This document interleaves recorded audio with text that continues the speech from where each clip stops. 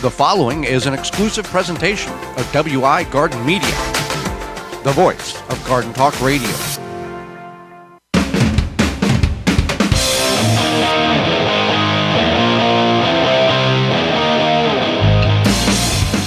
Coming up on the program today, we're going to discuss chemicals versus organic chemicals. And is the green industry as green as they say it is? Our guest is author Graham Gardner will be with us, and we'll answer your garden questions. The hour is full, so join us. You are listening to the most informationally packed hour of garden-focused radio in the country and on the internet with your host, husband and wife team Joey and Holly Baird. This is the Gardening with Joey and Holly radio show. And welcome to another edition of the Gardening with Joey and Holly radio show. Very appreciative of you joining us and allowing us to be a part of your day. I am your host, Joey Baird. Beside me is my wife, co-host, best friend, and gardening partner, Holly Baird. This program is for you, about you, to help your garden grow better, to maintain your landscape, grow healthier trees, make your grass look greener, as well as preserving what you grow. Happy you're tuning in, whether you're listening to us on one of the 18 AM and FM frequencies, broadcasting our program here in 2024 through our parent website, thewisconsinvegetablegardener.com. At the Season 8 tab at the top of the page, podcast replay or in-studio video replay. Thank you so much for being with us.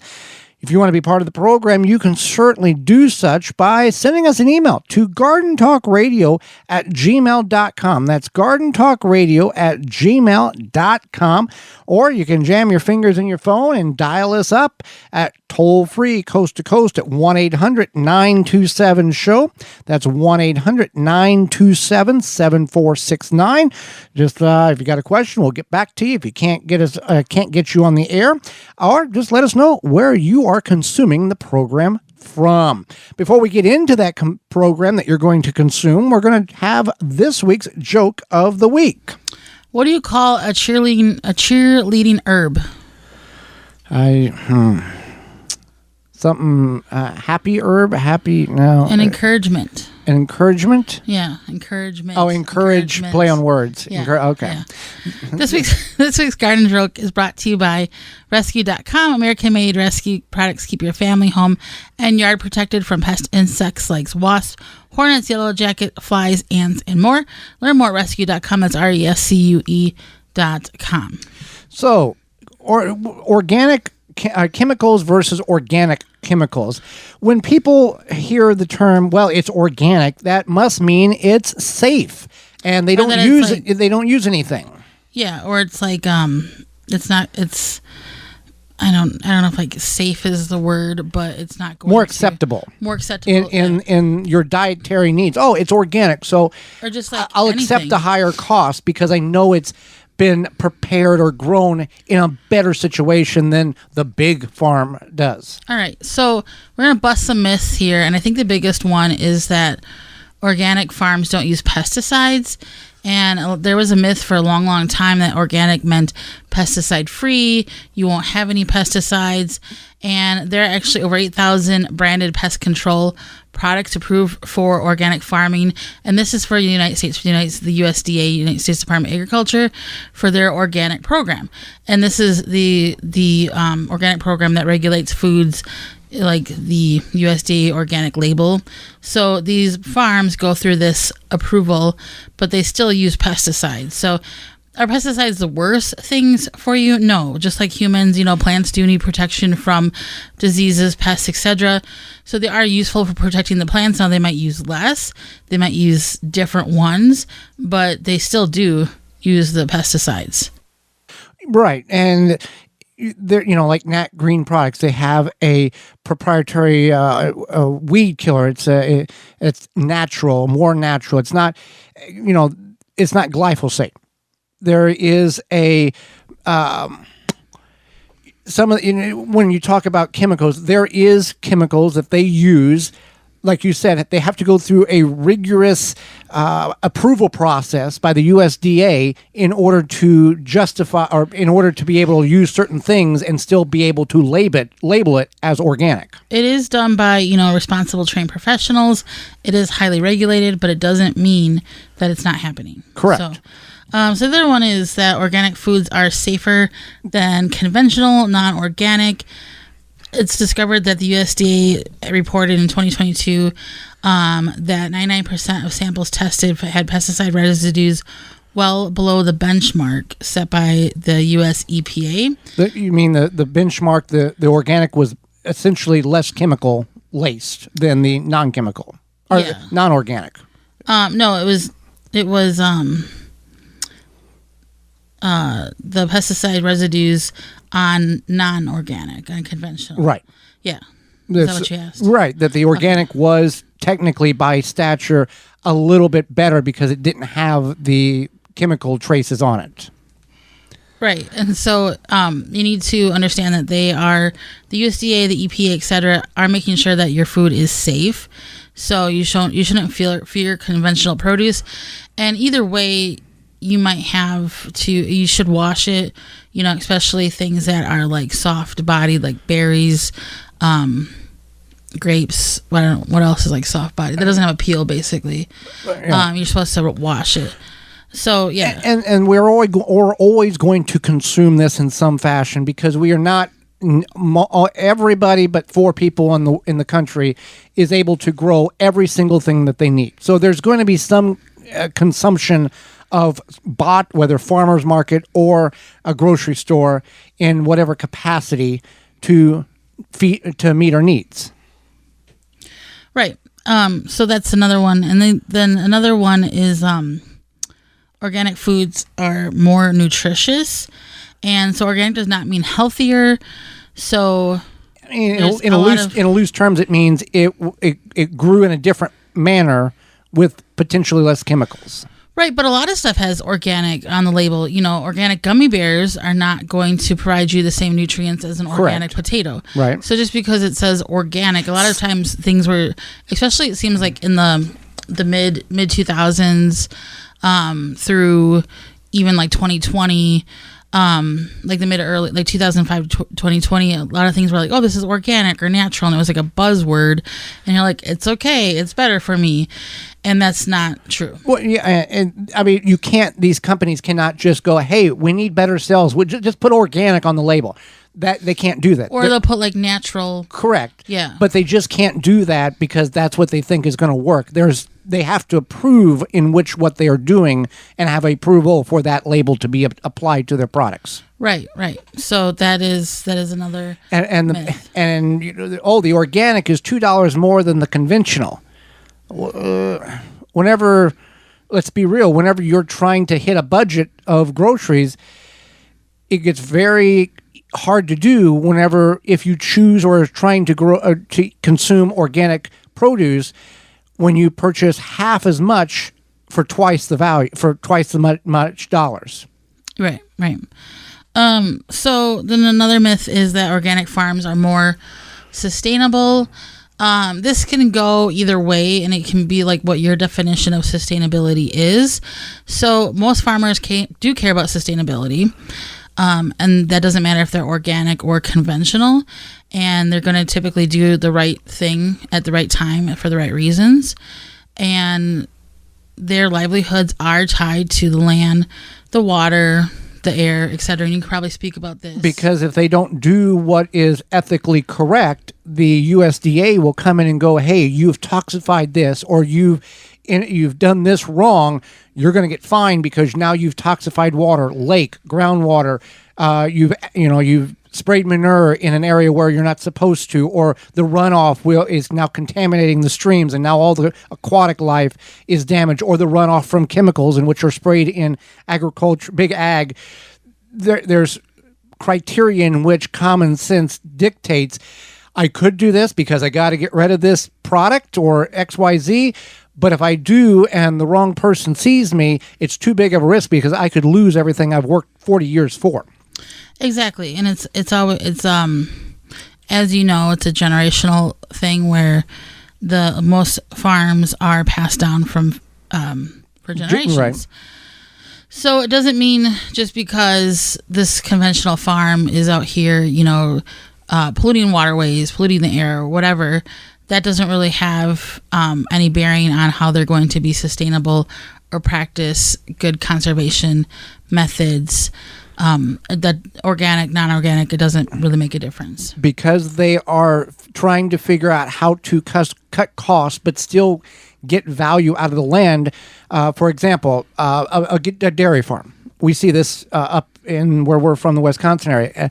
Instead of just spreading the manure, the liquid manure, over top of the ground where it will, it smells, the neighbors won't like it. They are knifing it in to get everything they can in the soil and the subsoil. So they mask the smell, so they're conscious of that. And two, they're conscious of runoff. If they was to spread it and a big rain comes, some of that will run off into waterways. They knife it in, which means they cut trenches and pump it into the trenches as they're going across the field to get it underground, to mask the smell, to prevent runoff, to get as much value out of that byproduct of the animal as possible, to minimize the amount of fertilizer in which one has to apply, which again can affect runoff, aquatic life, and waste money. If your fertilizer is running off the field and going in the stream, you're not getting any value out of that, whether you want or like aquatic life or not. Absolutely. And that's a very good point. Do we have time for one more? Let's go one more. So another one is organic farms don't care about, or they only care about animal welfare. You can speak to that conventional organic doesn't matter. You still care about the animal. You care about the animals because if you, in an animal-based farm, the animal is what brings value. If you do not take care of your animal, or the animal is sick or diseased and it spreads to the herd, the value of that herd, whether you're milking it or you're raising it for meat, has diminished. You have nothing, because when you go and sell the animal, they are very particular about the size of the animal, the health of the animal, and these farmers have reputations that, so-and-so, the Smith's farm always brings top quality pork or beef to the market. So we're going to, as a buyer or as a butcher, I know that they have top quality. So I'm going to buy it a little bit higher because I know what to expect, and it's good quality stuff. You can't make a living on just halving it and thinking, oh, nobody's going to see. They may not see the first time, but they will remember every time after that. That's some good points. So you know who doesn't half it? Walton's Incorporated. And speaking about meat, Walton's has what you need to get things to make good tasting meat products. So they have the equipment, seasoning, and supplies to make sausage, jerky, and any other meat product your way to your high standards. Do you want to make snack sticks that people will actually like? Walton's created meatgistics.com, an informational site to help you make the best finished product. Walton's even has a full line of their own meat grinders, mixers, and sausage stuffers to help you go from animal to edible. Walton's everything but the meat. You can use code GROW50, that's GROW50, to save 10% off your orders of $50 or more. Again, that's waltonsinc.com, and the code is GROW50, GROW50. When we return, we're going to discuss how green is really the green industry. This kind of ties into the first aspect of the organic stuff. We'll discuss all of that in great detail when we return. You're tuned in to the Gardening with Joey and Holly radio show. Have a garden question? Give Joey and Holly a call now or anytime 24/7. Just dial 1-800-927-SHOW. If you can't get through, leave a message and they will call you back. Call now, 1-800-927-SHOW. Deer Defeat is an all-natural based animal repellent to keep deer and rabbits away from your valuable plants that is odorless after 30 minutes and dries clear. It creates a continuous, invisible shield to protect your plants. Works for 30 days through rain, snow, and freeze. Will not clog your sprayer. Apply to your property without environmental damage. You can spray directly onto your plants up to flowering, then apply around your plants to continue protection. No need to reapply. Money back guarantee. To purchase, go to deerdefeat.com and use coupon code RADIO to save 10% off your order. Protect your plants from damage with the 3-in-1 Plant Guard and Special Blend Fertilizer. Visit ivorganics.com, use promo code RADIO10 to save 10% off your order. Garden like a pro in 3 easy steps and receive customized fertilizer recommendations for your garden or lawn. Soil Savvy helps you determine what nutrients your plants need to thrive. Never again over-apply nutrients they don't need. A patented process that makes you a smart gardener. To get your soil test kit, go to mysoilsavvy.com. Make hand watering easy and enjoyable with HoseLink retractable hose reels. No more tripping over hoses, kinks, tangles, and avoiding rolling the hose up. With an automatic retractable hose link, saves you time and effort manually coiling up your hose, leaving your focus on the things that will bring you joy in your garden. Available in multiple colors and lengths, you'll be sure to find the retractable hose that works for you. To find out more and to buy online via hoselink.com, use coupon code radio10 for $10 discount. Dig planting holes from a comfortable standing position. Step, twist, pull, and plant. Visit ProPlugger.com. Rootmaker starts your plants off right and keeps them going through harvest. From their seed starting trays with an innovative design that air prunes the roots to their large variety of grow bags, 1 to 60 gallons. Their products will provide you the harvest you've never seen before. Visit rootmaker.com. Use coupon code ROOT24 to save 15% off your order at rootmaker.com. That coupon code is ROOT24 to save 15% off your order at rootmaker.com. If you could double the life of your raised bed boxes by sealing the wood with a clear non-toxic wood preservative, would you? Well, now you can with a clear, penetrating product called Internal Wood Stabilizer. It's 100% non-toxic and easy to apply. Seal your untreated wood surfaces, even chicken coops, by spraying on Internal Wood Stabilizer. It's invisible, seals the wood from the inside out, and never wears off. Recommended by organic gardening experts. Internal Wood Stabilizer. Check it out at timberprocoatingsusa.com. Welcome back to the Gardening with Joy and Holly radio show. Thank you for allowing us to be part of your day. If you've missed any of the coupon codes that you have heard or will hear in the program, go to our parent website, thewisconsinvegetablegardener.com, and underneath the Money tab at the top of the page, they're all listed for you, just like our friends at Honey Bee Healthy. Since 2000, Honey Bee Healthy Inc. has helped beekeepers maintain healthy and thriving hives, attracting pollinators to your garden. This year's is simple as hanging a hummingbird feeder with a mixture of sugar water and Honey Bee Healthy Original. Don't be alarmed to see birds, bees, and butterflies dining together at the feeder. Pollinators can coexist peacefully. Honey Bee Healthy is offering a 10% discount on an 8-ounce bottle of Honey Bee Healthy Original to this show's listeners. Use code BEEGARDEN at checkout for more information, mixing instructions, and to purchase products, visit honeybeehealthy.com. So, how green is the green industry? Now, before we get into this, we all have our opinions about this particular topic. And if you want a successful society that thrives, we all have different opinions, and it's okay to have different opinions if we can respectively sit across from each other and voice our opinions like adults and not like kindergartners. Then we're in a better society. And this is not just for this is for anything. We can peacefully coexist if we listen to each other's opinions and then take the best from everybody and go together. But if your opinion's wrong, what am I supposed to do?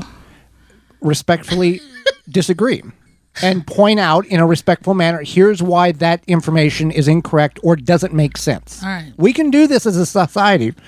We can. I know. Yeah. I'm just giving you a hard time. All right. So there's some, I just decided to cover myths because I feel like that's kind of fun. So electric cars are always eco-friendly. And I feel like this is such a myth and a lot of people don't understand it because you think to yourself, I have an electrical vehicle. I'm not emitting emissions out into the air because of my electrical vehicle. First person, you're not. You're not emitting first person. No, right. So you yourself are not emitting. Correct. Yes. And you're also not utilizing personally purchasing fossil fuels, which means in your brain, and you can come for me, bro. In your brain, you're like, I'm not having any sort of environmental impact. However, it depends on various factors. So first, you got to think about where the electricity comes from. Right. And that usually comes from coal-powered or coal-source powered plants. Mm-hmm.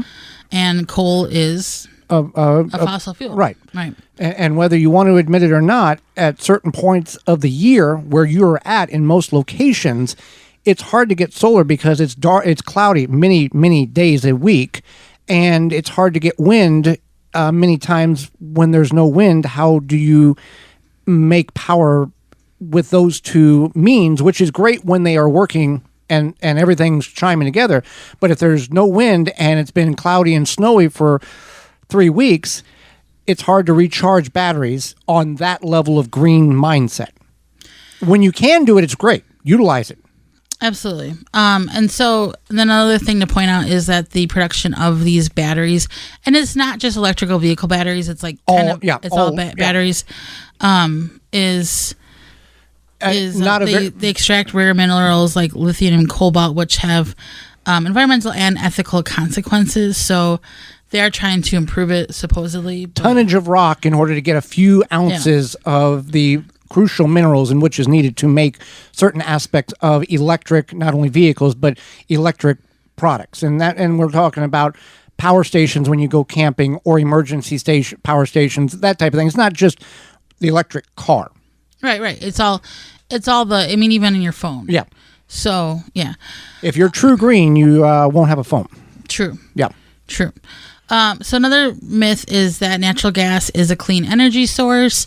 While natural gas does emit less emissions, it is still it is not a clean energy source necessarily. It may emit less emissions, but they do have to use fracking or hydraulic fracturing, which can lead to contamination of the groundwater, habitat disruption, and possibly even earthquakes.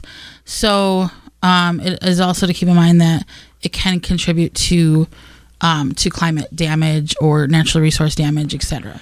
And I'm sure in that aspect, there is a responsible, better way to go about extracting that, whether it is a fracking aspect. But some people and it's just get it in, get it out, make the money, keep going. But we've seen now with, I guess it's the Department of Natural Resources, they have put more strategic and stringent requirements or regulations around it, so they can do the job. It does cost more, and they get the end result they're looking for, but it is a higher cost. So that may be the offset. Hey, we're not doing as much damage as we would have if these regulations was not in place. So we're having to raise the rate a little bit, but we're still extracting the things in which we need, and we don't have to import that material. Definitely. Yeah. And we're trying to come at this as a very neutral, factual level here, and a little common sense in any aspect of life goes quite a long ways. Right, and that's the thing, is that it's facts. Because if you want your political aspect, you can listen to the conservative stations that we're on, or the liberal stations we're on, and get it on other programs. We're just trying to bring you the facts of the facts here, and it calls us all to think a little bit about what we may be or may not be doing to help everything out. Right. So, then I wanted to address single-use plastics are recycled effectively and efficiently, and they're not. Especially the higher numbers. Yeah, recycling is kind of a myth, and a lot of people find it hard to accept, especially when they're being forcibly required to recycle by their municipality, which is totally fair. Which may or may not be actually being recycled. Right. So many plastic products, especially the ones that are made from like low quality plastic, mixed materials, etc., they are challenged to recycle. A lot of the recycling plants don't have the capabilities, thank you, to recycle them, so they often end up in landfills. So in certain municipalities, on the plastic, there's that little triangle and there's a number. Some municipalities, we only accept 1, 2, 3, and 4, and if it's a 5, 6, or 7, throw it in the trash. And or vice versa. There's some combination of what we accept and what we don't accept. And then in some, you got to clean it, you got to scrub it out, you got to put it through your dishwasher in order for us to accept it. You can't be dirty. It's a whole thing. Are we really benefiting it if we have to, find out, 1, what number it is, 2, we've got to clean it out before we put it in a recycling bin so they will accept it, and or so we don't get fined because we're not properly recycling, and it's a whole big deal there. Right. So that's just something to keep in mind, especially if you are like, I'm a diehard recycler. I take my my recyclables to the transfer station or the recycling place, which is cool. You should do that. But then you're also burning fossil fuels. Right. And you're probably not it's probably not really balancing out as much as you think it is. It's not. It never balances out. It's like whenever you send a birthday card to somebody with $20, and then somebody else sends you just keep, it's that back and forth. Oh, so and so, here, happy birthday. Here's $20, and then like a year later, you get a birthday card with $15. So you're like, I know, but you get the joy of your birthday gift. I know. It's not keep your $20. Anyway, but one thing I want to mention is that there's a 100 bajillion reusable water bottles out there that you can purchase. And I would just think that if you are trying to do good for the environment or climate or whatever, it may be natural resources, stop drinking bottled water and think, I'm doing good because I'm drinking bottled water, I'm recycling it. No, I understand the need for bottled water in certain situations, like say you're going on a vacation somewhere, like whatever, and you don't have the ability to have clean water. That totally makes sense. But if it's something in your home or workplace or whatever, you can buy filters. You can buy filters for your water bottles. There's all sorts of options for you. We have a sink filter and we use reusable water bottles. There's countertop filters that are completely gravity only, and it's great if you're going to use that water bottle. But we, just like everybody else, we don't use one. We've got like 5 or 6. And then some people like, oh, that's the new one. I got to buy the new one every year. Right. So you're not really accomplishing anything but spending money on something that, it filling the cabinets up. And then in 10 years, all of it goes to the thrift store or in the trash or at a yard sale. Right. But I do have, I know like my main water bottle I've had for a number I think you've only got like 2, maybe 3 tops. Yeah. There's some people that have like a special one for everything. And a couple of them I have in case I leave like one in my car and Right. then I have it and then I can, So and green and battery and that type of thing. Like let's for example, chainsaws. There's battery operated chainsaws and there's gas powered chainsaws. Both have their places. If you're here's my example. If you're just gonna have you need a couple of trims of the trees every year and you don't want to buy a heavy bulky gas chainsaw and the oil and gas mix and the oil, an electric one is fine. But here's the catch. And if you're going to, go camping and you have your own property and you're doing a lot of firewood cutting, a gas one makes more sense. Here's the other thing. Whenever a bad storm comes through and rips all the power lines down and you've got to start cutting trees in order to get access to parts of your property, when the battery runs out on that electric one, that's all the power you got. With a gas-powered one, most people will have 1, 2, 3 gallons stored up, ready to use. So you got a little more and a lot more opportunity to get done what you need done in order to make life begin operating again. Right. So that's. Do we have time for one more? Yeah, let's go one more. All right. So the final fact here, myth, is that renewable energy sources are harmless to wildlife. They're not completely harmless. They're less harmful than other energy sources, but things like wind turbines, bats and birds can fly into them. If they're not, they can pose that threat. However, it is less threatening than like fracking or oil spills, etc. And then solar farms can displace vegetation and disrupt that ecosystem during the construction. Unless, you put it on a building or something that's already there, that's different.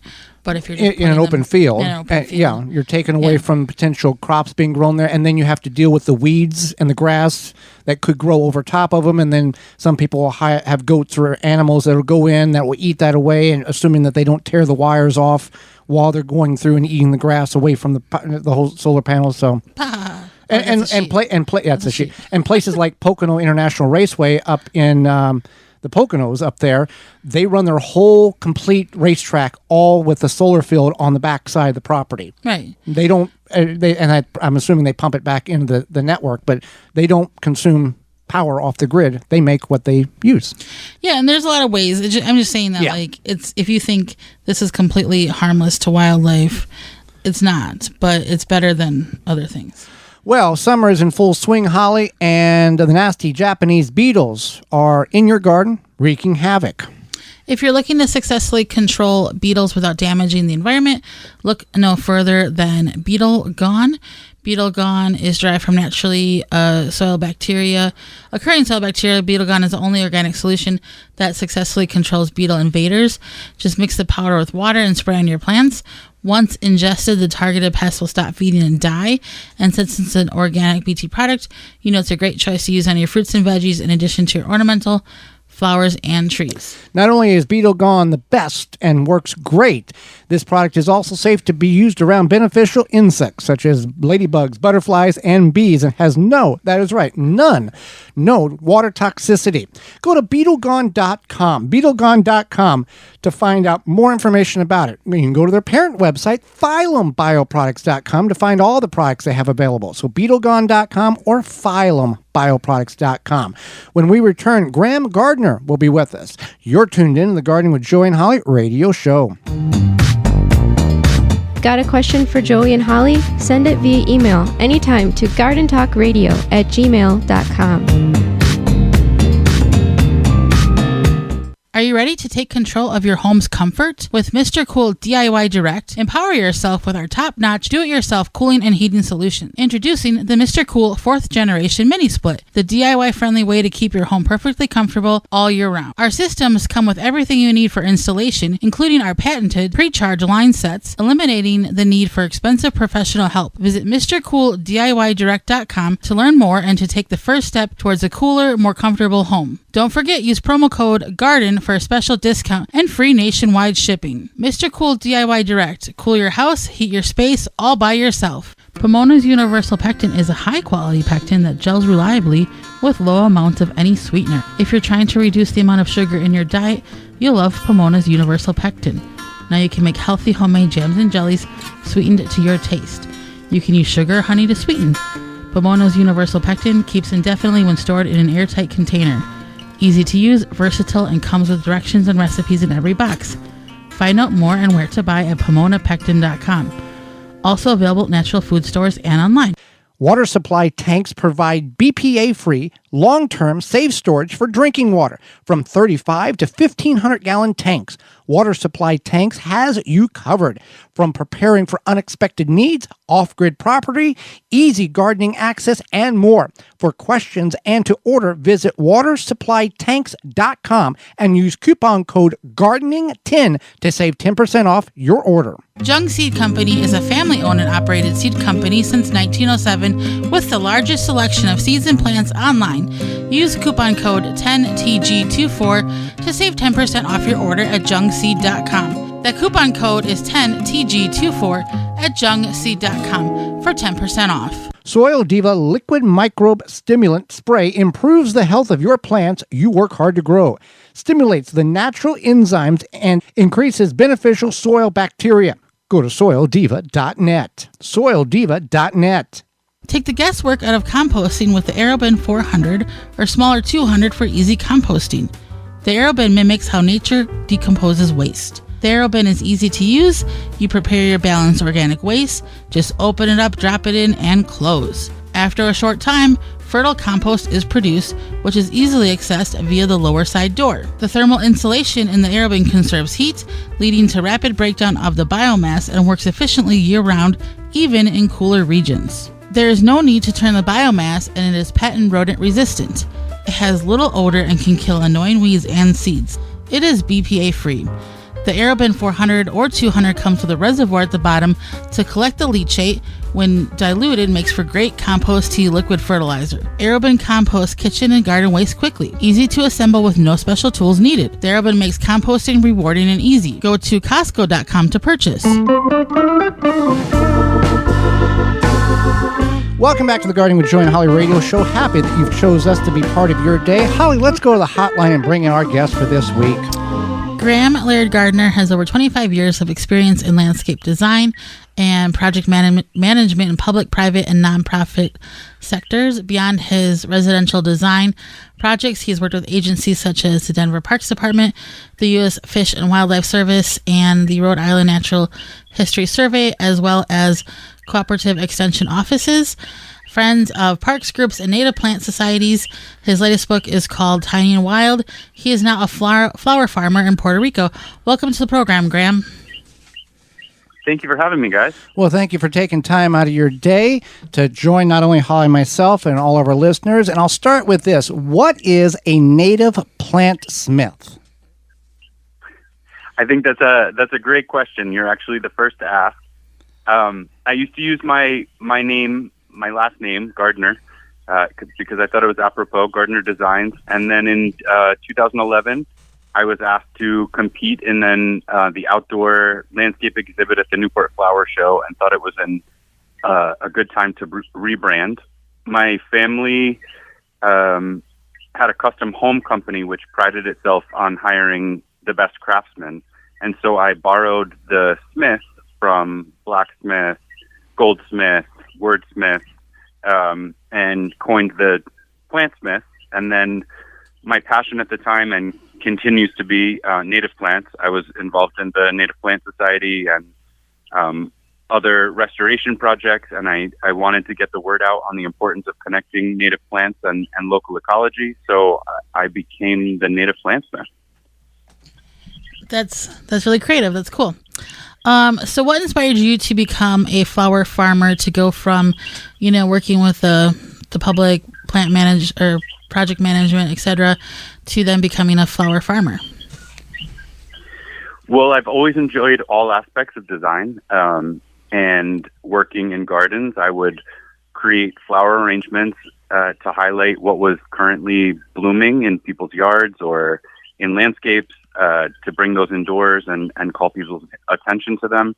So when I moved to Puerto Rico, I knew that I wanted to be involved in the agroecology movement here, and to be part of the farming land management group, and flowers kind of seemed like a natural fit for me. So I was approached by one of the, I would say, premier flower farms on the island after they had read my book, and I had visited a few times to join their team. And since November of last year, I've been working alongside them, expanding the farm and using some of the techniques from the book rather than single, traditional agriculture, single species in single rows. I'm planting in mixed design so that it's more of a meadow, and yet it still fulfills the production aspect of continuous bloom, and we're able to cut a variety of species and keep that going. Now, for people who have inquisitive minds, did you know what you were getting into when you moved to Puerto Rico? It's growing zone 11 to 13, I think, compared to where some of the places you have been. It was quite a bit of a change. Absolutely. No, I'm still playing catch up on that. I've been here for 3 years, and you turn your back for a day or two, and the jungle comes back behind you. So it's quite different. In Denver, we received about 11, I believe, between 11 and 15 inches of rain a year. I farm and live near the bottom of the rainforest, and we get 80 inches per year. In Rhode Island, we got 44. So it's rainfall, it's soil type, it's all those same things that you would use in your own landscape to determine what species are best, but on a much different level. And certainly being able to grow 12 months out of the year versus having a dormant season I'm super excited about, because I am so passionate about plants. And so this is the first opportunity I've had to grow 12 months of the year. And I'm assuming the insects or the dangerous animals are a new venture as well to deal with those. Yeah, it depends. Fortunately, there aren't too many dangerous animals, but the insects are completely different. And the island is so diverse that I've lived in 4 or 5 different locations so far, and each one has its own distinct microclimate, soils. I believe we have 9 of the 13 soil types just on the main island. So the ecoregions are quite diverse, and each one has its own benefits and limitations, and you got to just keep on your toes. Fantastic. So you, your most recent book is called Tiny and Wild: Build a Small Scale Meadow Anywhere. Could you tell us more about your book and what could pique our listeners' interest to pick up a copy and look into it and the concepts there? Sure. So I wrote Tiny and Wild to make my design approach accessible to all, regardless of the size of their landscape or even access to land. It teaches the process of creating meadows at any scale, especially small. And I think that's an important access point for a lot of people that think of meadows as these vast spaces that may overwhelm them. So it could even be a group of containers on a balcony if you don't have land access. When I lived in Denver, aside from joining community gardens, I didn't actually have land for the first time. So I had, I don't know, 25 containers on my balcony and was doing the best I could with that limited space. So this is kind of teaching my own process of how to get inspired, how to locate the appropriate spot on your property, how to do site assessment, how to prepare the land, how to do the research and get inspired, create your plant list, and then the design fundamentals. It's written in a zone agnostic way so that it's more about process than it is about recipe. And it encourages people to link up to their natural spaces around them, to their native plant societies, to the outdoor groups that have plant enthusiasts, so they can really get in touch with what makes a place unique. And there's maintenance, installation. It walks you through the whole process. It's the 101 entry level, but I think even with more established gardeners, perhaps meadows seem maybe overwhelming, or they're used to seeing meadow in a can mixed results, or they live in an HOA situation where they really have to demonstrate the design aesthetics. And so that was the focus. And a lot of the book includes about 65-70% of the book is my own photography from work I've done over the years. So it's between the photos and the simplicity, I think it's approachable for not from novice to moderate experience, and even some of my friends who are more advanced have said that they find it to be a good resource to recommend to their clients and to share with their neighbors. So I would recommend checking it out. It also has an extensive resource section at the back from the people that inspired me, other designers, other gardens to visit, and yeah, that would be my my pitch there. So you mentioned meadows. Why meadows versus lawns? And if one wants to have a meadow but doesn't want to get rid of the lawn, can it be incorporated? Can you have a little bit of both? Absolutely. Yes. I actually don't know who first stated it, but it's been bounced around a lot, and I mention it in the book, and I use it in my talks.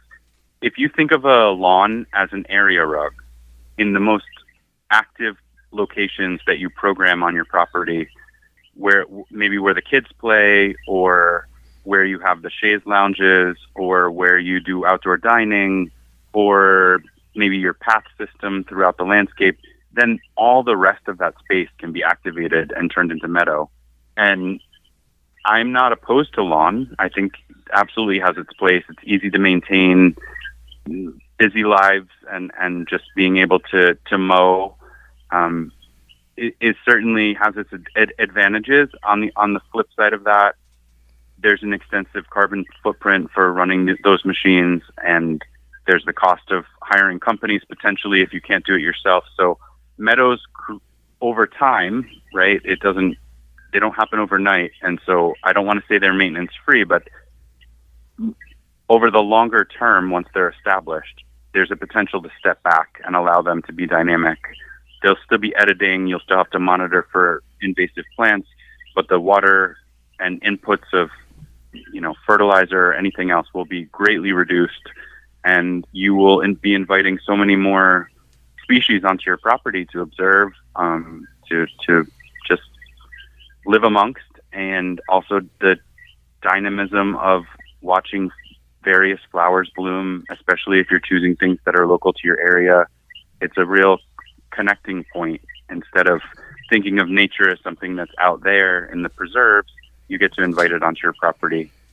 So if you think of the lawn as an area rug, even if it's a big one, you can slowly use those borders and encircle yourself with biodiversity and more life.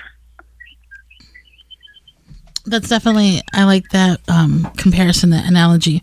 So, what are some tips on watering a meadow versus a lawn? I know that the meadow, I think, can be a little bit more self-sustaining and less water usage. Is that correct? What are some tips there?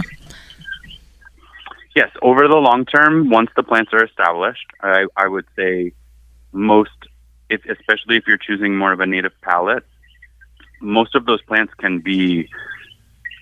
don't require water unless there's an extended drought or you're maintaining for a certain aesthetic. And in fact, if you're overwatering, you can get floppy plants because you're just giving them too much nurture.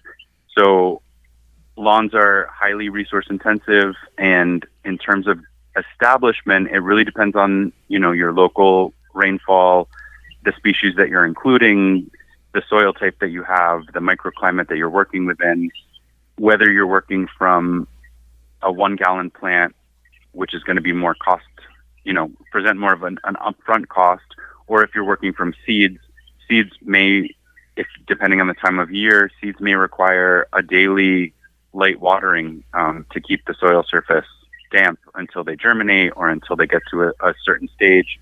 It's really highly dependent, but the idea is that over the long term, it's going to greatly reduce your water consumption. And that's an important thing for a lot of the United States and the world, for outdoor landscapes, reducing water. Absolutely. Well, Graham, we greatly appreciate the time you've offered us and the education you've shared with not only Holly and myself, but all of our listeners. How can people find out more about you and get your book? So I am currently paused on social media. However, my account is still active, and I do check it occasionally. That would be Native Plantsmith on Instagram. And I will be relaunching in the next month or two with the new flower farm project and incorporating both. So people can reach me on Instagram at Native Plantsmith or at Native Plantsmith directly at gmail.com. Native Plantsmith at Gmail directly. Feel free to reach out. And then the book is available at your library, at your local bookstore. Most likely, it's been very widely appreciated. It got the American Horticulture Award for 2024, and I just found out about a new award from another organization. So I don't point people directly to any one specific source.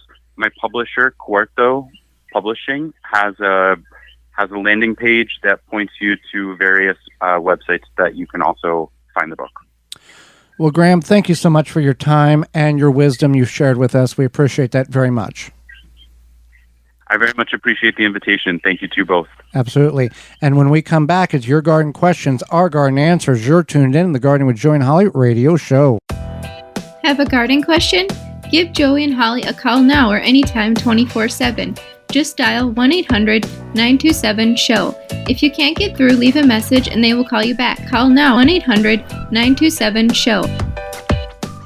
Blue Ribbon Organics, providing locally made organic compost and soil blends for gardeners, farms, landscaping, and more. To find our products nearest you, visit blueribbonorganics.com. Happy 65th anniversary to David J. Frank, Southeastern Wisconsin's leading landscape company. Their award-winning services include everything from lawn care, landscape maintenance, design, construction, renovation, irrigation, sustainability, and more. Big or small, let the experts at David J. Frank handle the hard work for you. Find out more at davidjfrank.com. Your mosquito frustrations are over. Now with Mega Catch, suitable for residential and commercial use. Mega Catch mosquito traps produce a vast array of mosquito-attracted stimuli, including safe CO2, and can attract mosquitoes and other biting insects up to 150 feet away. Easy to use and set up. The Mega Catch is ready to make your outdoor space comfortable and enjoyable at megacatch.com. Use coupon code JOEYB, my name Joey B, at checkout and receive 20% discount on your entire trap order at megacatch.com. A non-selective herbicide that is also USDA Bio-Preferred certified? You bet. Say goodbye to Roundup and hello to No More Weeds by Naturally Green Products. No More Weeds kills weeds with no harsh chemicals and no glyphosate. Safe around pets, No More Weeds has a proprietary sticking agent to use around gardens, pools, decks, patios, anywhere there are weeds. Available online at natgreenproducts.com, Amazon, and Walmart.com. Order yours today. The same great company that brings you No More Bugs. Wind River Chimes will always be the inspiring harmony. With a large selection and customization options, you will find the sound that soothes you. Visit windriverchimes.com to shop and find out more. Welcome back to the Gardening with Joy and Holly radio show. Time for garden questions and answers. Send them on over to gardentalkradio@gmail.com. That's gardentalkradio@gmail.com. Or give us a call toll free, 1-800-927-SHOW. That's 1-800-927-7469. We'll see what we can work through to the top of the hour. All right, so we had a question come in via email? YouTube. Oh, YouTube. I have an issue with my rhubarb plants. I have 2 rhubarb plants, each in a 10-gallon fabric grow bag on bright flagstone patio in Southern California. It gets hot out there. I bought them as 4-inch plants at a nursery in this past May. The rhubarb was beautiful initially, grew huge leaves, but now it's dropping leaves. The edges are turning gray, splotches on the leaves. Most of the stalks look good, and then there's this, kind of disease look. I did look it up. There are some diseases that rhubarb gets, and most of what I read is just to discard the plants. I'm at a loss at this point. I don't know what's going on with them, if the stalks are any good. Most of my plants, tomatoes, potatoes, tomatillo, are looking very ragged, and one person at the local garden center saw a picture of my tomatoes and said it looked like the leaves were burning, just too hot out there. Thank you. So, rhubarb is only ideal for zones 3 to 8, and I looked this up. Southern California is 9 and 10 zones. So it's way out of, and that's the thing here. They bought it at a garden center, which probably was selling plants. We've got garden centers here in our area. You do too, that sell plants outside of what's. I mean, they sell like avocado trees up here. Right. Yeah. Right. That outside. So it's not the fault of the consumer. It really is the education of the garden center to the consumer. Hey, tropical, okay, fine. Give me more information than that. Properly, year round, type of thing. As far as so I would, if you do think it is disease, which it might be, but it sounds like it's just burning up. It's outside of its it's outside of its zone. Yeah. But if it is possibly diseased, then you would want to toss them.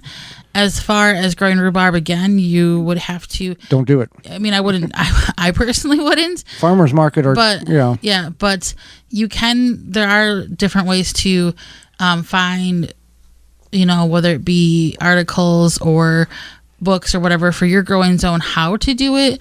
When I was kind of researching this question, it does say you can get creative with shade and etc. for Southern California. If you are like that into rhubarb, you could put in the effort. Your family's not. No, absolutely not. Won't even let me put it in the ground at the garden. It's not allowed. It's got to be in containers. So what happened? I'm not telling you. Okay. I'll tell you later. Okay. So yeah, as far as the tomatoes, tomatillos, potatoes, etc., It's possible again that this is too hot. Well, in Texas, there's a like dormant area where they don't grow anything. Yeah, non-growing time, and that might be the case here. So, didn't this viewer say that they were new at gardening or relatively new? Forget, Anyway. yeah. So that is the answer, not only for that individual, but for anybody outside of that zone that is listening to us via podcast replay or in-studio video. There's only certain areas in which certain produce will grow good or successfully. So be sure you're aware of what you're trying to grow and where it should be grown before you try to grow it. Can I overwater tomatoes in a planter, Holly? Yes, you can overwater the planter. You want the soil to be damp 2 inches below the soil. So you would just put your finger there to kind of check. And then you can use mulch to help keep that moisture in. You don't want to water excessively. You just want to water efficiently. So checking to make sure your plants do need water, even if the top of the soil looks a little bit dry, they might not need it, versus checking so that you can keep it efficiently watered. Well, let's go to the other side of that, as they say, coin. You can water your container and think it's watered, but it's really not watered because the water is running through, the soil is to the point of almost hydrophobic or repelling water, or it just it finds a easy way out, so it just keeps running out the bottom of the grow bag or the container. So you're going to have to work and water that plant very, very thoroughly. Once you get that hydration in the soil, then it's going to be easier for that next watering to occur. But you would be absolutely amazed at how much water it takes to hydrate a 10-gallon grow bag that is almost completely bone dry, and how long it takes. So we want to avoid allowing these situations to occur so we can continue the moisture, because once the soil gets to about powder dry, your plant has already been toasted. So be aware of that and utilize mulch even in containers. Perfectly fine with that. All right. Can I use AC or air conditioning water for my garden? The outspout that comes out of the house drips, or the window unit that drips? You absolutely can. So you can use it to water your plants. It's totally safe. You could use it to clean, if you wanted to rinse something off, etc. There's no problem with that. It's basically just like the same condensation method that if you had a glass of like cool iced water, that condensation that forms on the outside of that glass. Would like a glass of water without the water? Yes. What? Cold glass of water without the water. Yeah. I don't think I would drink the air conditioning condensation water. No, it's not recommended because there can be bacteria in that through the coils in which the Freon flows through. The Freon is obviously not mixing in with the water, but there can be bacteria. So if you're wanting to consume that, proper filtration is important to consume that water. But utilizing it in water, and if you're cleaning it and you're using a product mixing in with the water, like a soap or whatever, or using it in the garden, like you said, because the soil has what is called a buffering capacity in which it is safe to use, or it will protect itself. Filter out that bacteria or protect itself, yeah. And that's perfectly fine. I know we have done that with the water. There's a church right by my mom's house. Is that where we got it from? Correct. Yeah, and we got the water from the condensation from their air conditioner, and it worked out quite well. So that is definitely an option that you can utilize. It's smart. It's smart to utilize, what you can to conserve water, especially if you are, I know people are saying utilities aren't getting any cheaper, so. We've come to the portion of the program, Holly, where we discuss what we learned today. So I kind of knew this, it is a common myth that organic food is safer than non-organic, and I just like that it's becoming known that that's a myth.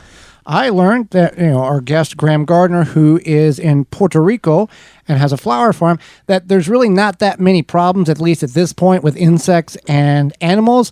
I kind of had, a misconception of, you're in a tropical island, you're probably going to have snakes and these monkeys and all, what you think tropical things would just be coming in and ransacking your garden.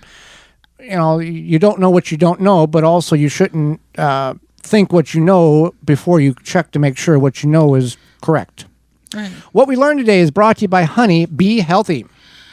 Whether you're a gardener, a bee hobbyist, or a professional beekeeper, Honey Bee Healthy Inc. has the products to help you maintain a healthy hive and thriving garden. For more information on how to use Honey Bee Healthy in your garden, visit honeybeehealthy.com.